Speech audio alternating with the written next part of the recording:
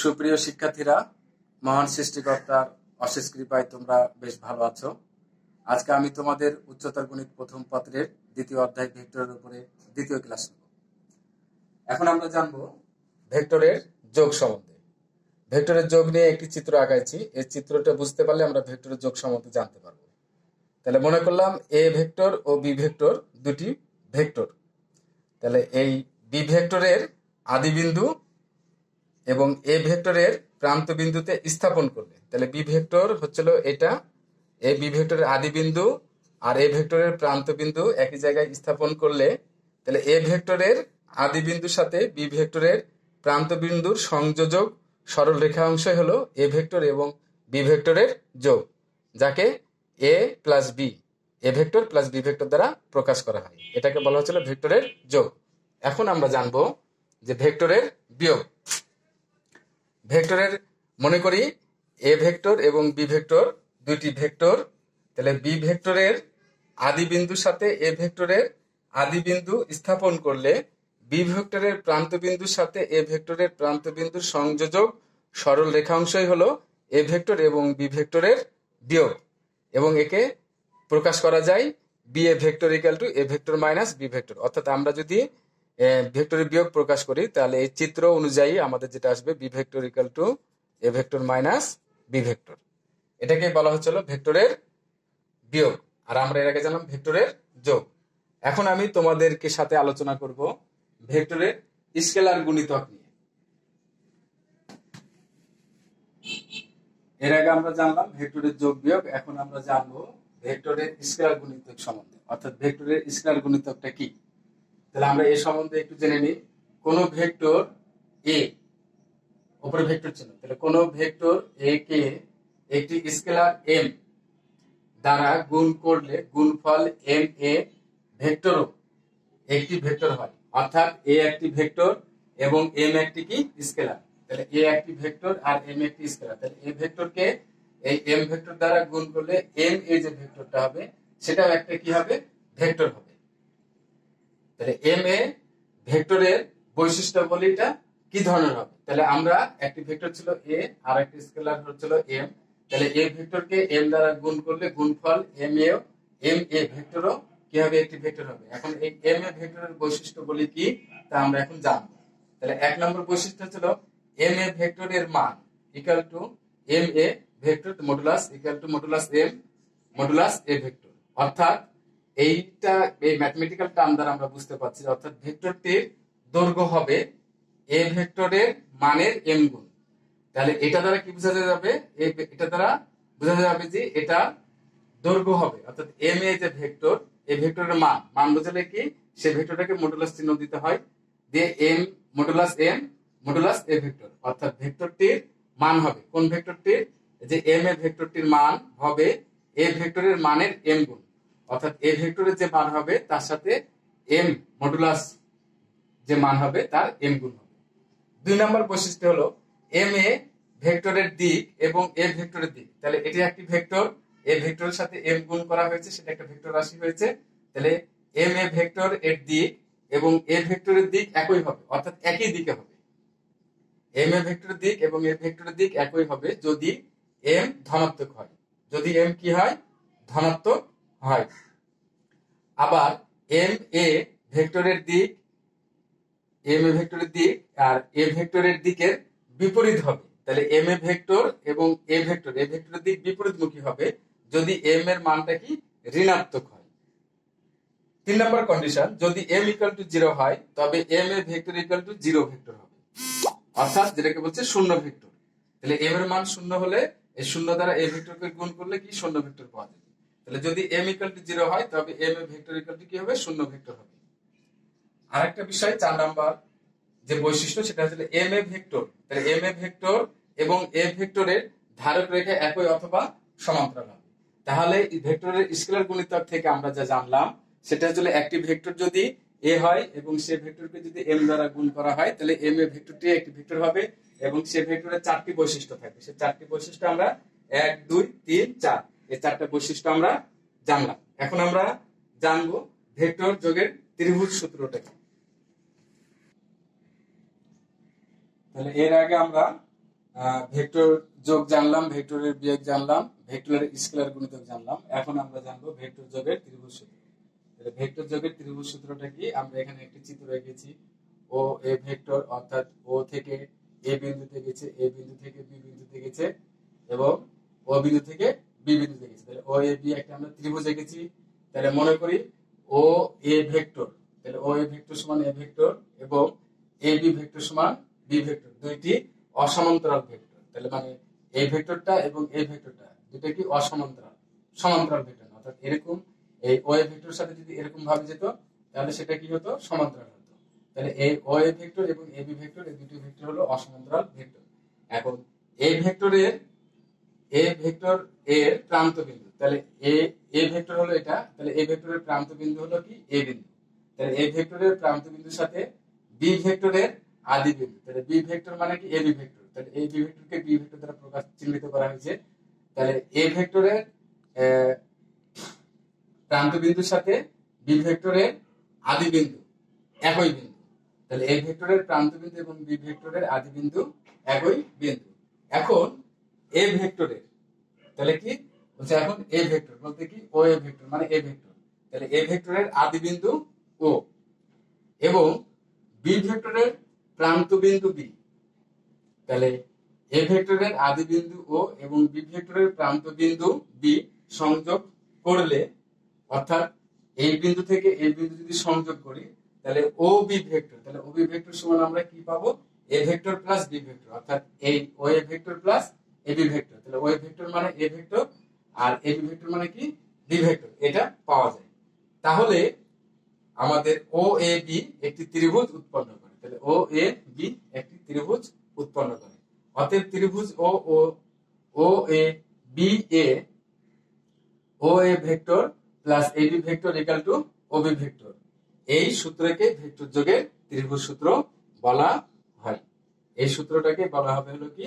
Vector যোগের ত্রিভুজ সূত্র। তাহলে ও এ বি একটি ত্রিভুজ উৎপন্ন করলে এটা কোন দিকে গেছে? তীর চিহ্নটা এটা।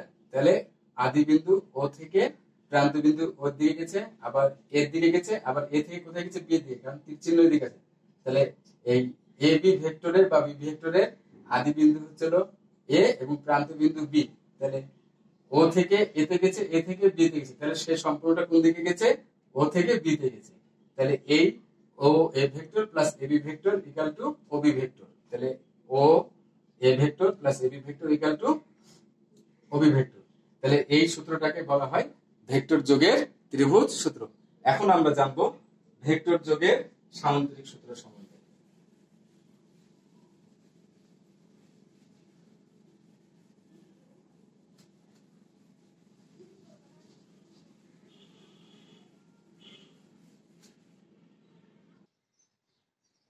তাহলে এর আগে আমরা জানলাম ভেক্টর যোগের ত্রিভুজ সূত্র, এখন আমরা জানবো ভেক্টর যোগের সামান্তরিক সূত্র। এর জন্য একটি সামান্তরিক এঁকেছি, ও এ সি বি একটি সামান্তরিক এঁকেছি। তাহলে মনে করি ও এ সি বি একটি সামান্তরিক যার দুইটি সন্নিহিত বাহু ও এ এবং ও বি দ্বারা যথাক্রমে এ ভেক্টর এবং বি ভেক্টরের বাহুর দিক সূচিত করে। তাহলে ও এ সি বি একটি সামান্তরিক আঁকলাম যার ও এ ভেক্টর, ও এ এবং ও বি এই দুইটি বাহু দ্বারা যথাক্রমে এ ভেক্টর এবং বি ভেক্টরের মান ও দিক সূচিত করে। অর্থাৎ O A vector equal to A vector এবং O B vector equal to B vector, এবং ওসি কি করলাম? আমরা ওসি যোগ করি। তাহলে ওসি এই ও সি ভেক্টর সমান কি লিখতে পারবো আমরা? O A vector plus AC vector, এবং বা এই ওসি সমান আমরা আবার কি লিখতে পারবো? O B vector plus BC vector. এটা কোথা থেকে? এটা হলো ত্রিভুজ সূত্র অনুসারে। অর্থাৎ এর আগে আমরা যেটা জানলাম যে ভেক্টর যোগের ত্রিভুজ সূত্র, সেই ভেক্টর যোগের ত্রিভুজ সূত্র অনুপাতে আমরা জেনেছি যে সামান্তরিকের এই ওসি কর্ণ দ্বারা দুইটি ত্রিভুজ উৎপন্ন হয়েছে, একটি এদিকে একটি এদিকে। একটি ত্রিভুজ হলো ও এ সি একটি ত্রিভুজ এবং ও বি সি এটা একটি ত্রিভুজ। সে জায়গা থেকে আমরা OC vector equal to O A vector plus AC vector, আবার ওসি ভেক্টর ইকুয়াল টু কি? O B vector plus BC vector. এই জন্য এখানে লিখেছি ত্রিভুজ সূত্র অনুসারে। তাহলে অতএব ওসি ভেক্টর সমান ও বি ভেক্টর সমান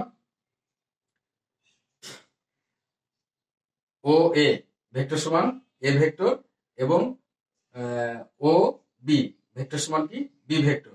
কারণ হচ্ছিল এই ও বি ভেক্টর এবং এসি ভেক্টরটা কি, যেহেতু এটা সামান্তরিক, তাহলে সামান্তরিকের বিপরীত বাহুদের পরস্পর কি সমান এবং সমান্তরাল হয়। তাহলে ও বি সমান কি হবে এসি এবং ও এ সমান কি হবে বিসি। তাই অতএব ওসি ভেক্টর সমান কি লিখতে পারবো আমরা, এ ভেক্টর সমান A vector plus B vector. এখানে আমরা সেটা লিখেছি যে O B vector equal to AC vector equal to B vector, এবং তাহলে O B vector equal to AC vector সমান বি ভেক্টর, কারণ ও বি ভেক্টর সমান কি ছিল বি ভেক্টর। আবার আমরা লিখেছি এবং O A vector equal to BC vector সমান কি এ ভেক্টর, কারণ আমি কি বললাম সামান্তরিকের বিপরীত বাহুদের পরস্পর সমান এবং সমান্তরাল হয়। সুতরাং কোন সামান্তরিকের দুইটি সন্নিহিত বাহু দ্বারা দুইটি ভেক্টর এ ভেক্টর এবং বি ভেক্টরের মান ও দিক সূচিত করলে, তাহলে ও এ সি বি একটি সামান্তরিক, এই সামান্তরিকের দুটি সন্নিহিত বাহু দ্বারা এ ভেক্টর এবং বি ভেক্টর, তাহলে এ ভেক্টর এবং বি ভেক্টর, কারণ এ ও এ এবং ও বি কে আমরা প্রথমে বলেছি এটা হলো সামান্তরিকের দুটি সন্নিহিত বাহু। তাহলে সুতরাং কোন সামান্তরিকের দুটি সন্নিহিত বাহু দ্বারা দুইটি ভেক্টর এ ভেক্টর ও বি ভেক্টরের মান ও দিক সূচিত করলে এ ভেক্টর ও বি ভেক্টর, তাহলে এ ভেক্টর ও বি ভেক্টর নির্দেশক ছেদ বিন্দুগামী, তাহলে এ ভেক্টর আর বি ভেক্টর নির্দেশক ছেদ বিন্দুগামী সামান্তরিকের কর্ণ, তাহলে এ ভেক্টর আর বি ভেক্টর ছেদ বিন্দু হলো ওই ও বিন্দু এটা, তাহলে এর ছেদ বিন্দুগামী সামান্তরিকের কর্ণ কি ওসি, তাহলে সামান্তরিকের কর্ণ ওসি সমান কি লেখা যাবে A vector plus B vector, তাহলে সামান্তরিকের কর্ণ এ ভেক্টর প্লাস বি ভেক্টরের মান ও দিক সূচিত করে, এটা আমরা জানলাম। কারণ ত্রিভুজ সূত্র অনুযায়ী আমরা যদি যাই, তাহলে O A vector plus A B vector equal to কত এসি ভেক্টর, তাহলে ও এ ভেক্টরের মান এ ভেক্টর আর এসি ভেক্টরের মান বি ভেক্টর, তাহলে ওসি ভেক্টর সমান কি লিখতে পারবো আমরা A vector plus B vector, এটা হলো সামান্তরিকের কর্ণ ওসি। এই হলো আমাদের ভেক্টর যোগের সামান্তরিক সূত্র। এবং আর একটা বলা যায় দুই বা ততোধিক ভেক্টরের যোগফলকে কি বলা যায়, ভেক্টরগুলোর লব্ধি বলে, দুই বা ততোধিক ভেক্টরের যোগফলকে, তাহলে এটা হলো সামান্তরিকের লব্ধি ভেক্টরও বলা হবে। এই হলো সামান্তরিকের সূত্র। এরপরে আমরা আলোচনা করব ভেক্টর যোগের ত্রিভুজ সূত্র অনুযায়ী দুইটি ভেক্টরের বিয়োগফল সম্বন্ধে।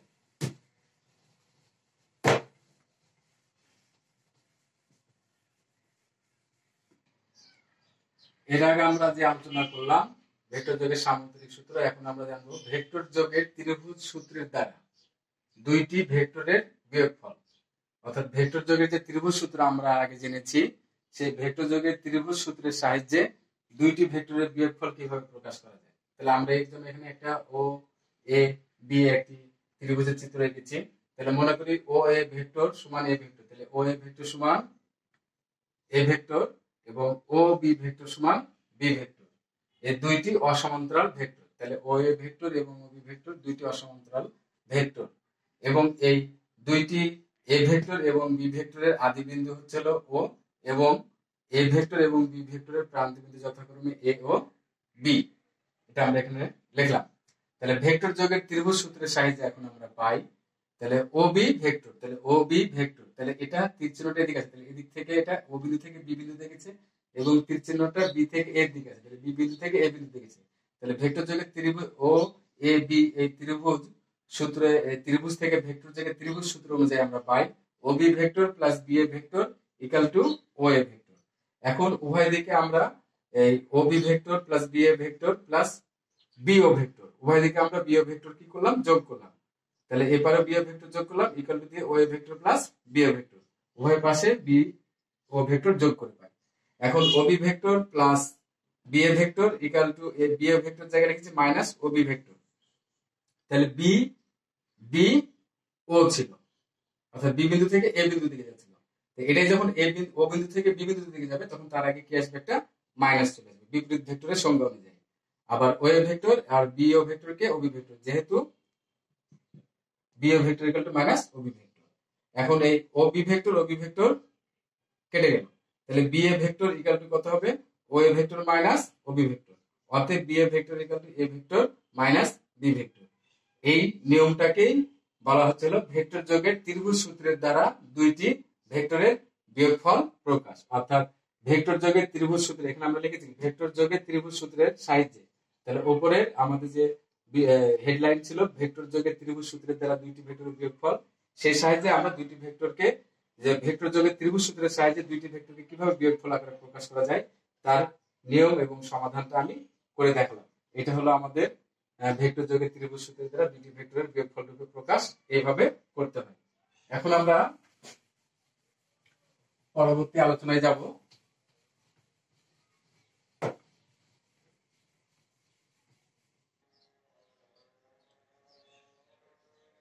এখন আমরা যে বিষয়টা নিয়ে আলোচনা করব তা হচ্ছে ভেক্টর যোগ এবং স্কেলার গুণিতক সম্পর্কিত মৌলিক সূত্র।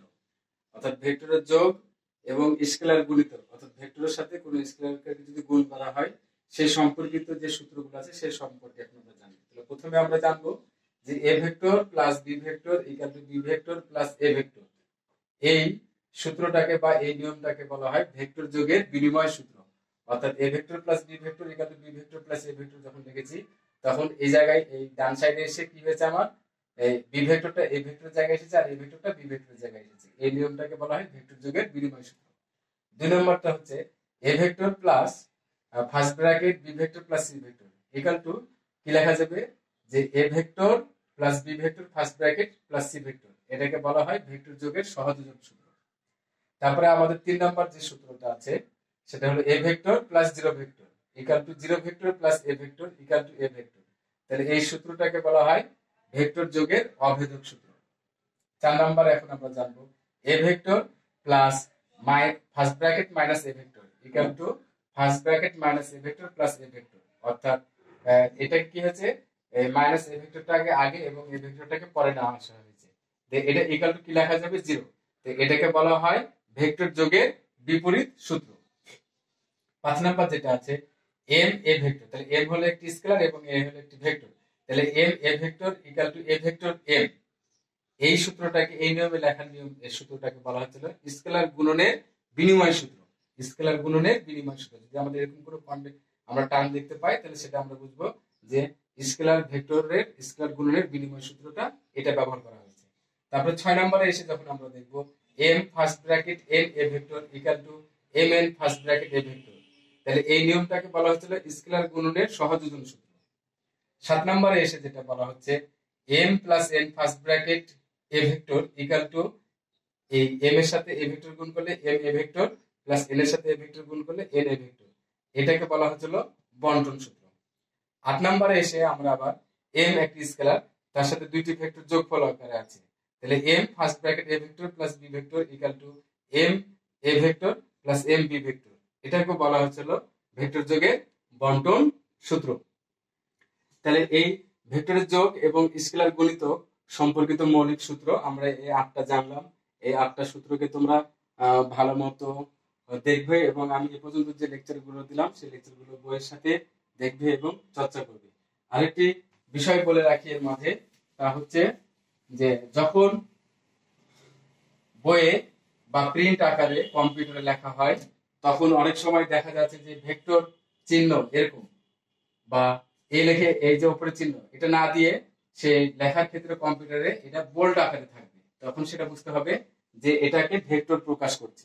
যখন বোল্ড আকারে থাকবে তখন আমাদের বুঝতে হবে যে এটা ভেক্টর চিহ্ন প্রকাশ করছে। যদি এটা এটা এবং এটা একই জিনিস, যখন উপরে তীর চিহ্ন না থাকবে, যদি কোনো অক্ষর বোল্ড আকারে লেখা থাকে মোটা অক্ষরে, তাহলে সেটা বুঝতে হবে যে সেটা ভেক্টর প্রকাশ করছে। এই হলো আজকের মতো তোমাদের ক্লাস। পরবর্তী ক্লাসে তোমাদের সাথে আবার আমার দেখা হবে। তোমাদের প্রত্যেককে ধন্যবাদ।